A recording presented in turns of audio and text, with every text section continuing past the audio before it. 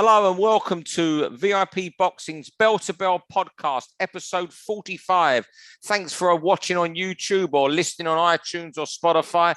And if you can leave us a review from one of those outlets, that would be fantastic and help us get some promotion from them. I'm Steve Lillis. With me, my co-host, as always, John Evans, donning his VIP gear. Well, we've got one of the main men at VIP here on That's right. That's right. Team VIP, Team VIP. Rep the brand. I should have put mine on, but I'm too scruffy. Anyway, our special guest this week, a VIP man through and through, a boxer who was, should we say, a very serious prospect, super lightweight. He was 10-0 until he had to retire on medical grounds. It's Danny Wright. Danny, thanks for joining us today. How are you? Okay? Yeah, good, mate. All good. Yeah, nice. Man, I don't see you for about 3 years, and I'll see you on a train on Saturday, and we were both out running yesterday for Manchester Marathon training and see each other up near, was it Sal or Old Trafford, wherever it was? Yeah. Just after Old Trafford, yeah. But our bodies are temples, John. You see, we're a temple. We're like, you know, this body's Roman Catholic now. I don't know about temple. It's more like a Buddha, isn't it? No, we're two Roman Catholic bodies, Danny and myself. We might not go to church, but this is if the Pope was here now, he'd just be blessing us because he'll see us as one of his own. He'd say, you know what? I've not run for just over a year because I tore a disc in my back. Yeah. But I went out yesterday and did 5K, and the first time I've done 5K in a year, 22 minutes. So, well, that's serious. That's serious. The boy's still got it.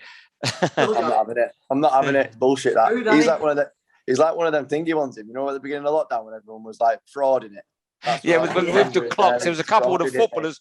A couple of footballers were caught blagging it, weren't they? Doing 17 minutes for 5K. And my actual all-time record is 18.5. Is what? Oh, no, that's good. 18.5. I love that. Well, I know you're a fit boy, John. You know, people don't know. They see you, John Evans, mild-mannered, bit of a Clark Kent character. But when you put that running gear on, that gym gear, you've been a grappler, a runner. You've been all sorts, mate. We know all about you. This end of Manchester, Ashton, Tameside, Fowlsworth, Oldham, Shaw, you're a legend. Well, like Steve Lillis on the terraces. Steve's been running riot on the away days with the Fulham mob. The last all right. I'm not going there because you're going to rip me. But anyway, Danny, just tell us, I know you're going to talk about life after boxing, but what are you up to in life right now? I'm really busy, mate. I'm absolutely hammered out, to be honest. I've been obviously working with Steve since I retired, you know, doing the VIP BA. And when I did retire, there was always the prospect of working with Jamie doing Wharton ABC. And after like Christmas, we got going with that, and that's gone from strength to strength. Like literally last week, we had our busiest week. By the time it got to Thursday, we'd had over 105 people through the door. That's just in the classes, like not even in some of like the community stuff that I've been doing and the extra things that I've been doing in there as well. So it's literally like non-stop. We've got some boxers now who are ready to go. We're trying to, you know, get all them on the vault, get them all carded and stuff like that. And we've got some big ambitions for that place. Between myself, Chris Ogden, Jamie, and all the team, Charlotte at Maverick Stars. You know what I mean? We've got some big plans there. And other than that, like I'm literally working with Maverick Stars very closely, doing some stuff in the community. And then also I've got a little job at a nice little fitness studio called Block. But you know, it's nice. It's nice, different. It's something different for me. It's great. Yeah, you was off to Block on Saturday, do some modelling, weren't you, in London from when I saw you? Yeah. I saw your pictures on Instagram. yeah, some nice little leg shots and that. So, yeah, they made me look nice, I think. I hope, anyway. Great. You're ready to go, John? You're usually full of questions, but, you know, you're obviously ready to go. How this works, Danny, is you talk for 3 minutes. At the end of 3 minutes, John gets his bell out, and that's it. We all have to shut up. He gets a bit angry, and we button up. No problem. Have you got your clock ready there, John? Everything's ready to go. And it's you're going to start as always, John, and it's now or never for somebody, I think. I think it's now or never for Terence Crawford.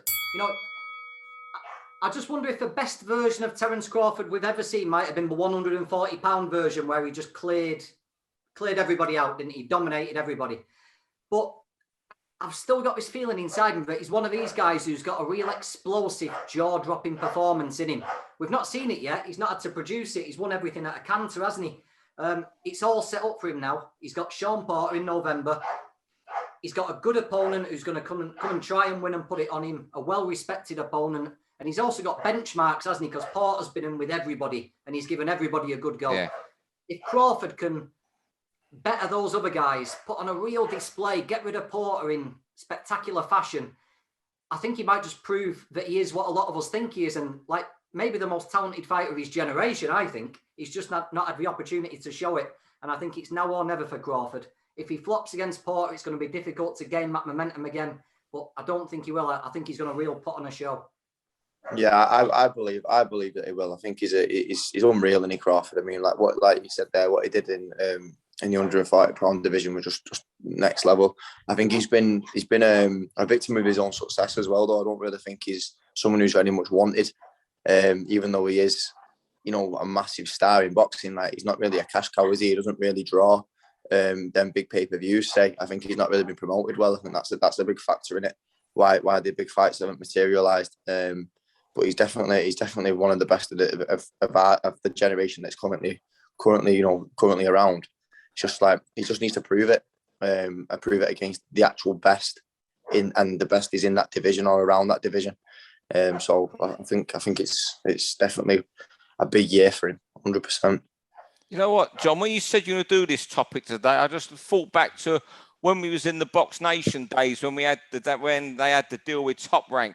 And Barry Buncey, Barry Jones, myself and Steve Bunce would argue who was Lomachenko or Crawford, who was the best pound for pound. And I was very firmly in Crawford, but the momentum's just drifted away. And you know what's mad? It's mad to think that fight against Bradis Prescott, when he leapt from kind of obscurity, is 8.5 years ago. And I don't know who's to blame for the last 3 years. Obviously, we've had a pandemic, but in the last 3 years, Amir Khan, Kell Brook, and a mandatory against the Lithuanian, was it Cavalier Uskas? Yeah, Mean Machine. And you know what? He's just got to have big fights now because to prove he is, to prove he is in the top 3 in the world, because it's just such a shame the momentum has gone from him over the last 2-3 years. And obviously I think maybe he's made mistakes, and I agree with Danny, maybe Top Rank haven't round 2. This is my first subject of the night, and I've deliberately brought this in because Danny's with us, and it's how good is Dalton Smith. Danny and Dalton would have been a massive professional fight. There was history from the amateurs. I'm sure Danny will tell us. And I see him, maybe he weren't at his best against, was it Brian Pelaez in his last fight? But I still think he might be one of the best, or he certainly is one of the best prospects in the world under 10 fights, if not the best. I think he's absolutely a fantastic fighter. He lives the life. I shouldn't think he's ever had a bar of chocolate in his life. And I just wanted to get Danny in before you, John, on this one, because you fought him as an amateur, and it was a fight that got away from you, I suppose, as a professional. Yeah, it was. I admit, I really rate Dalton. I always have done. The first time I met him was up at GB, and I knew he was like a little star kid. We had some rounds and stuff, and I thought, wow, you know what I mean? This kid's like class act. Everything about him as well as class. His attitude, the way his persona. He's a good guy. Me and him had a great fight. It was close. I won.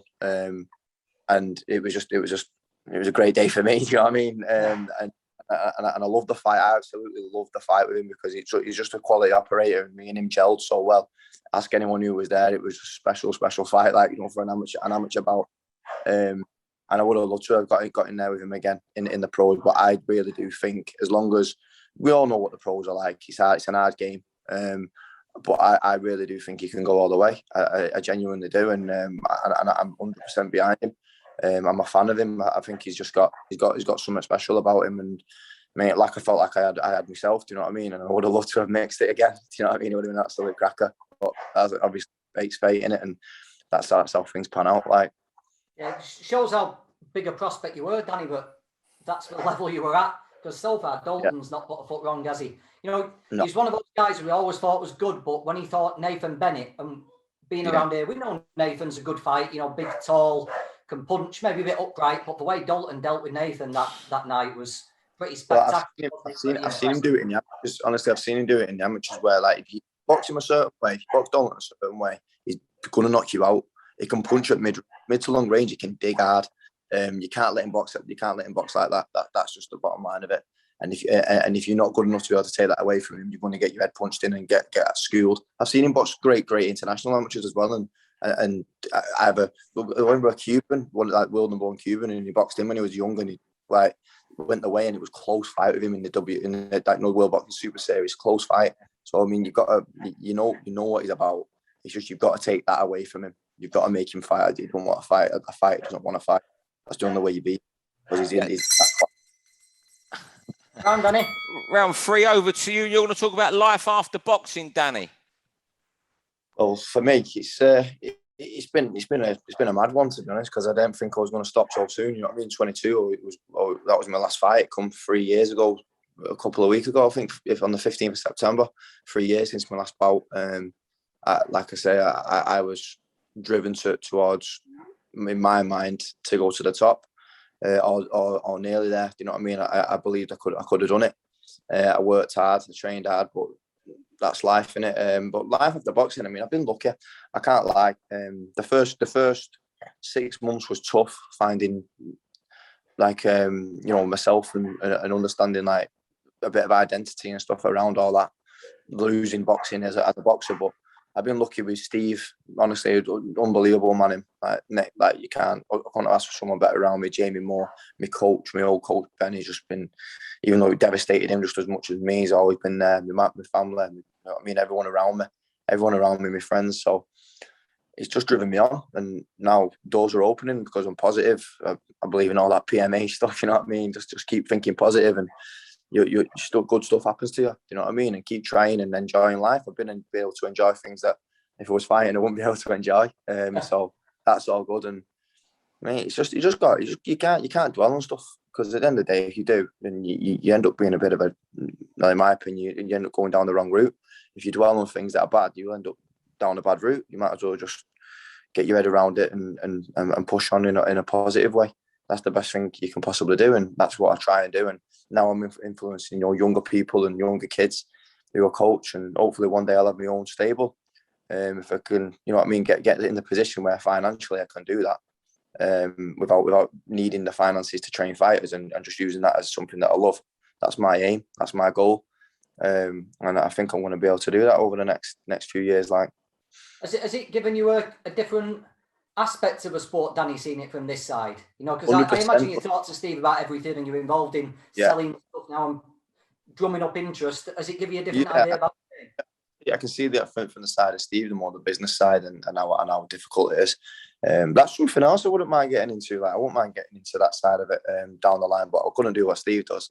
Steve's just another level of crazy. I think with boxing, but it is, you don't get many like him, and I couldn't do what he does. But definitely down the line, I wouldn't mind getting involved in the side of stuff, the business side, because like you need good people in the sport, and I don't think there's enough of them. I think I am one. I think I'm an honest person, and I wouldn't want to take advantage of anybody, but at the same time, there's good things to do in the sport. Danny, just because obviously you went through dark days. I don't doubt that for a second when you had to retire. But have any boxers had to pack up, actually picked up a phone and spoke to you, who might have seen how well you've handled the last 3 years and how you've come out of it after 3 years? I've had a few rang me and spoke to me about like the medical situation and stuff like that. But yeah, I think it's just been, you get people talk to you all the time and that, and they say to you like, how did you come through that like that? And I go, well, I don't know. It's just me, innit? Do you know what I mean? It just is the way that it is, and I think you've got to. And if you, like I say, I just think you just got to you've got to get on with it. That's the only way I can explain it. And I've been lucky.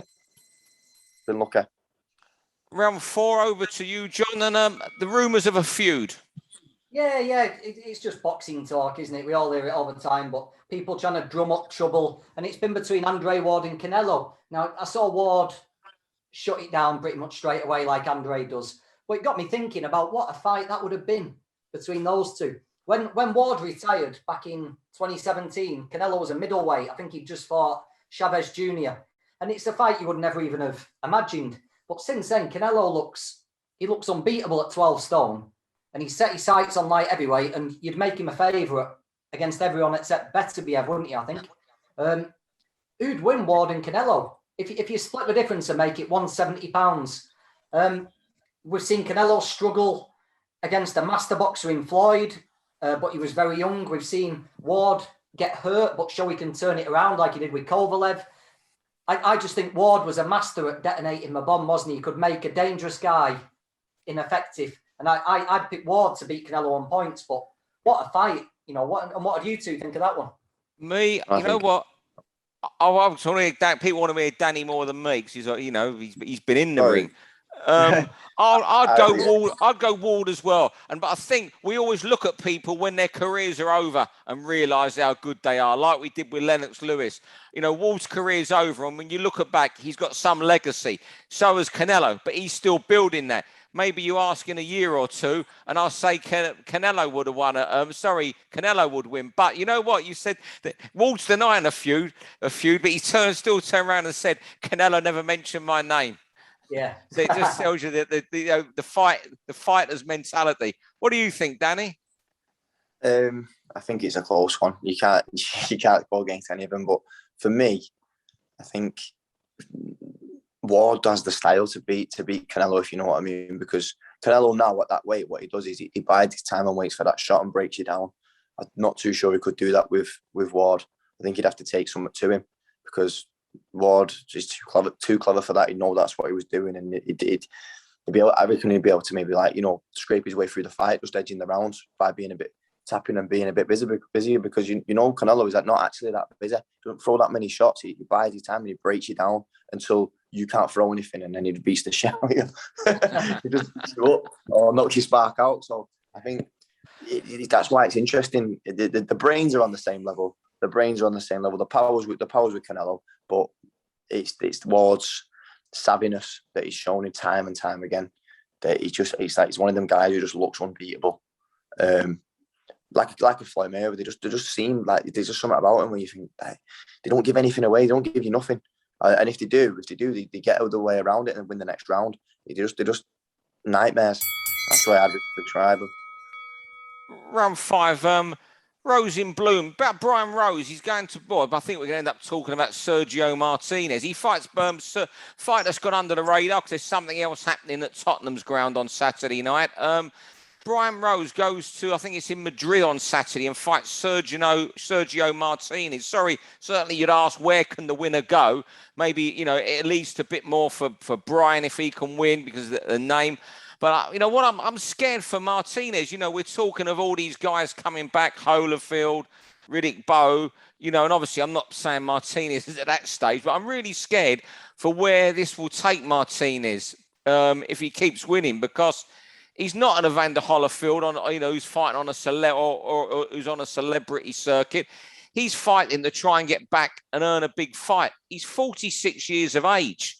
He's last, he beat Martin, back in 2013, there were signs of decline, when he barely scraped through against Martin Murray, although Martin was fantastic that night. And, you think of that belting he took against Cotto, was it 3 years ago?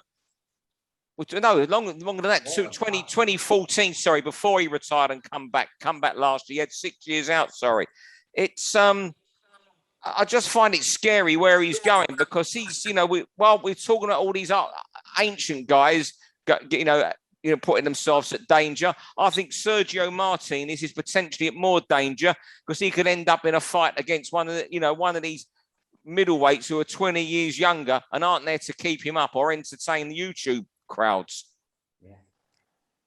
Yeah, I think so. I personally think that it's. I mean, no offense to Brian, but Brian's never fought in that level. But he's going to be coming there thinking this is like his highlight fight. If he beats Sergio Martinez, I mean, that's like pound for pound, wasn't it? Do you know what I mean? At one stage, he was pound for pound number one in the world. So, I mean, if Brian beats him, it's somewhere else in it. Do you know what I mean? So he's coming with everything that he's got. Do I think that he's in the same class as in no offense to Brian, he's just not like he's a different kettle of fish. But physically, last time I seen Sergio Martinez, he just doesn't look the same fighter. He's an explosive fighter. He always has been. He sits and waits and he lets his hands go fast bombs. But he looked open last time I saw him. He looked easy to hit, and that wasn't always the case with him. He was hard to hit, and like you say, he could knock you spat, he could knock you clean out. So, but I think now he's easier to hit. Like you say, he's dangerous because now he's going to be getting it a lot in sparring. He's going to be getting it a lot more in the fights. So you never know if Brian starts landing that jab and starts working him and starts opening him up, and he hasn't got the answer that he used to have, Sergio. Then he could get beat. And then, but even if he does win, like you say, he goes on to bigger things. It's not good in my opinion because he's not going to win a world title. So what's he doing it for? Your last one, Danny. AJ Usyk, over to you, Danny. Yeah, so I thought I'd pick this one because obviously it's a big one this weekend and it's an interesting one. When it originally got made, and I watched Usyk for years, and obviously Joshua since the amateur days. I was thinking, I don't know who to pick. Like I just genuinely don't know which way I could go with it. But now it's getting into fight week, and I'm hearing all the boys speaking, and I'm starting to sway toward Usyk because it's just like. Again, no one's shown a way to beat him. No one's shown a way to beat him. And I think if he gets into that rhythm with Joshua, if he gets into that rhythm, I don't think Joshua's going to bring him out of it because he tires. And he does. When he lets his hands go in punches in bunches, just his physical makeup, he does tire for a bit. And then Usyk will just run away with it. But at the same time, if he can get that counter in because he's fast and he hits hard, I think Joshua can knock him out. So I just don't know which way to go. But I am swaying now towards Usyk a little bit at the moment, definitely. I'm going the opposite way as the fight gets closer. I just think if Joshua doesn't overthink it, he's a big, fast combination. Yeah. You've got a punching combination against Usyk, can't you? You can't get involved in a sharpshooting thing. He'll pick you apart. And I just think if he doesn't overthink it, he's aggressive. I think the first time he puts a combination together, Usyk might struggle. But yeah, I think that myself. I think he's got to put them together. He's muscle bound and he does tire. Mm. So if he loads up and gets frustrated and misses wild after 4 rounds and he's not made an impression, Usyk could run away with it. And that's what the intrigue is in it for me. On the face of it, I just see Joshua winning pretty dominantly. But if he's not made an impression in 4 rounds, I can see it going the way you say. Yeah, that's what I think. I think if he gets into that rhythm, I think it's hard to get him out of it. But that's what I mean. If he doesn't get into that and he can like counter him nice and fast and he puts his punches together, then at the end of the day he's a bigger, stronger man. And at the end of the day, he won Olympic Games. He knows how to box. He's class. He's a world champion. It's just that if he starts fencing with him or something like that, he'll get in that rhythm. And the defeat, everything, and he doesn't tire. Usyk does not tire. He's just, it's like Lomachenko. They could just go. It's like they could do that all week. It's crazy scary. You know what? I'm like Danny. I mean, John's made a couple good points there. Why Joshua them combinations could win this.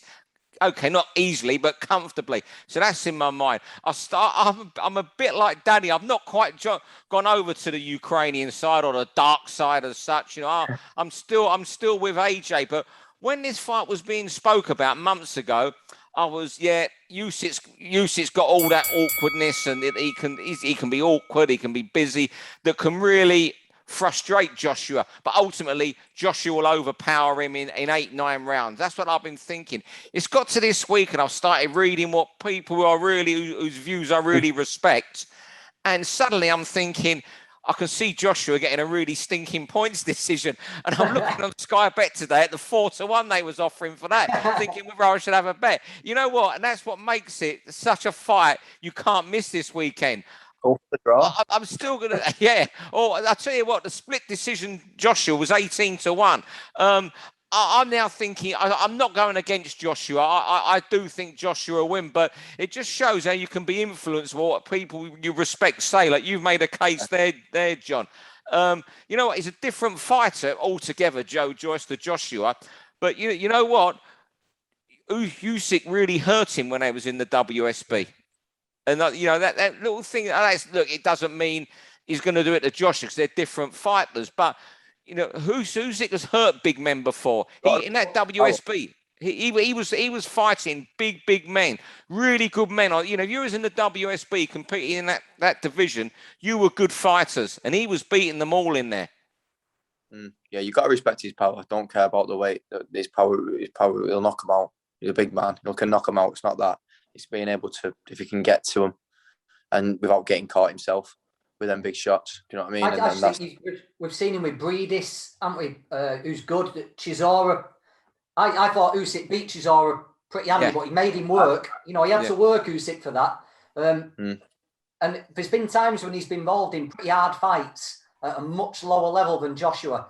But I just can't wait for it. I think it's going to be great. And the one thing you do know, Usyk's not going to freeze, is he? The occasion's not going to be too big for Usyk. He's going to love it. He's going to love all that, yeah. We'll see the best Usyk we've ever seen. You know, and you know what? Also, you mentioned there Chisora. A lot of people making the thing about how he struggled against Chisora. Yeah, you go back about Derek. Derek has been a fantastic fringe contender for years. Everyone's had to work against him. You know, you speak to David Hay. You know, he was being, you know, and he's admitted to privately to people when he fought him that night, Upton Park. He was starting to run out of a bit of gas, Hay, that night before he pulled it out with that shot, which power can do. You know. Chisora makes everybody work, even those, you know, even the really good fighters that beat him. I think a lot too many people are reading into Usyk not having a great night, they're saying, against Chisora. Chisora makes everybody work. And he boxed his head off. Yeah. Really? Well, what do you want? Yeah, he worked for it, but he boxed his head off. I mean, like, what do you want? Like, all right, yeah, you didn't do it devastating like what some of them have done, but mate, he boxed his head off. So it wasn't that easy. But I don't think Chisora for especially with his style against Usyk, he was good running at him, at him. So you know what I mean? Like he's a tough man. He can take shots. Chisora, we were running at him though. So I mean, it's not like it was hard, and he overcome it and boxed his head off. So he's still. I don't think people understand that when they watch it. They just kind of just go, oh well, they didn't take him out of there. He didn't. You know what I mean? Like beat him up. But it's one of them. Yeah. Boxing. Well, before we go, fellas, we'll get a prediction on the fight. What are you going to go for, Danny? I don't know. You know what? I'm going to go with what I think will happen. Will be a close points decision for Joshua, but I do think that in that case, I do think that Usyk's probably won. If you know what I mean. Do you know what I mean?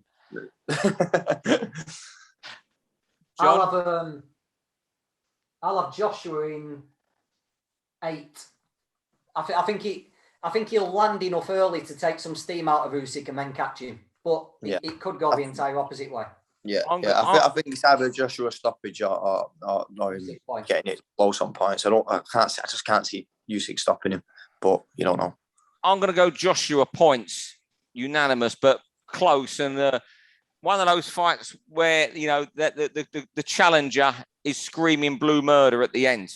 That little chunky fella who manages him threatening to chin everyone in the ring. That's my prediction. And the way I tell you what, the way all this Joshua Fury bullshit's happened, wouldn't it just be sod's law for it to be a draw? Don't you even go there. I tell you what, if we've been talking on this podcast, John, a lot about how the heavyweight division is parked up. How much would that park the fight up again if they boxed the draw? They couldn't do a deal with Usyk to step aside because he's not the sort of guy to before we've seen that. Suddenly they order another rematch and Joe Joyce is parked up for the WBO waiting. What happens then? Don't even say that, John Evans. And with that, I think you're leaving it on a note that we don't want. Danny, thanks very much for joining us tonight, and hopefully we can get you on in. Bring up another belt. Yeah, do another belt room. Danny, brilliant having you on tonight, mate. Bring out another belt room. Good seeing you over the weekend and seeing you flying along the canal yesterday at about 5-minute kilometres, whatever you were going at. Yeah, nice and fast, nice. Well, let's see if I can do that for the marathon. John, thanks very much as always, mate. I'll let you get back to Lloyd the dog because I could hear him barking a little bit earlier. Oh God, crying. He's been a baby. Thanks everyone else for listening, and we'll be back next week. Thank you. For all boxing info, news and latest interviews, amateur and pro, across the north, click and subscribe. VIP Boxing Promotions. Also, Twitter, Instagram and Facebook.